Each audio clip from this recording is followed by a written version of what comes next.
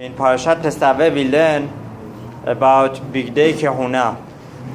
As you know, a Kohen had 4 different sets of clothing, and a Kohen Gadol had even more, 8.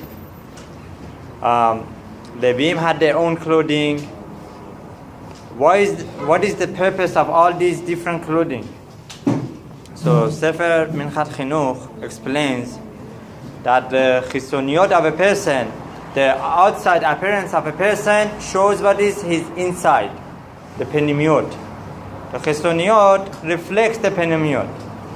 So, adding on to that, Shulchan Aruch says a person who comes to pray, he needs to make sure that his pants is clean. Why only pants? Because in the older days they didn't have paved roads. They didn't have like a type of the roads that we had. They had dirt, and many times the pants would become, full of dirt.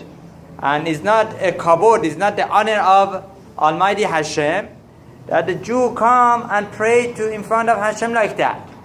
And adding on to this, halakha l'maaseh, a person needs to always be very careful what his appearance is in front of Hashem. Right? The appearance of a person in front of Hashem is very important. So much so that we see in different cultures, even when they come to pray to Hashem in their own language, they also have their own clothing. What do we have as a clothing of praying to Hashem? We have jacket, we have hat. So much so that Harab Shlomo Zalman Auerbach Zechet Tzaddik Livracha, he paschin the halacha, that the person should not come to pray in front of Hashem without his hat. That's not the halacha that we paschin, but that comes to show how important it is. Right? The person needs to have proper clothing.